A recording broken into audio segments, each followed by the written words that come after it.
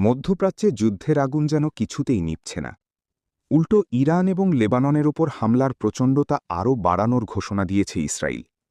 দেশটির সেনাপ্রধান জেনারেল ইয়াল জামির দাবি করেছেন তাদের বাহিনী এখনই থামছে না, বরং নতুন করে আরও বড় অভিযানের সব প্রস্তুতি সেরে ফেলেছে তারা। ইসরায়েল মনে করে ইরান এবং লেবাননের সশস্ত্র গোষ্ঠী তাদের দেশের জন্য বড় বিপদ। এই বিপদ চিরতরে দূর করতেই তারা একের পর এক হামলা চালাচ্ছে। সম্প্রতি ইরানের উপর বড় একটি হামলা চালিয়ে ইসরায়েল দাবি করেছে তারা ইরানের প্রতিরক্ষা ব্যবস্থাকে একদম তছনছ করে দিয়েছে। এই কাজে তারা আমেরিকার কাছ থেকেও সাহায্য পেয়েছে।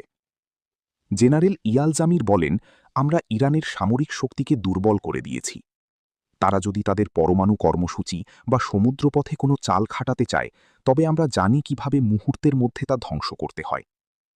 অন্যদিকে লেবাননের দক্ষিণ অংশে লেবাননের সশস্ত্র গোষ্ঠীর বিরুদ্ধে ইসরায়েলি সেনাদের যুদ্ধ চলছেই। ইসরায়েলের দাবি তারা লেবাননের বেশ কিছু এলাকা নিজেদের নিয়ন্ত্রণে নিচ্ছে, যাতে তাদের দেশের সীমান্তে থাকা সাধারণ ইসরায়েলি নাগরিক শান্তিতে ঘুমাতে পারে এবং কোনো রকেট হামলার ভয় না থাকে। বিশেষজ্ঞরা মনে করছেন ইসরায়েলের এই কঠোর অবস্থানের কারণে মধ্যপ্রাচ্যে শান্তি ফিরে আসা আরও কঠিন হয়ে পড়ল। এই ঘোষণা সাধারণ মানুষের মনে যুদ্ধের আতঙ্ক আরও বাড়িয়ে দিয়েছে।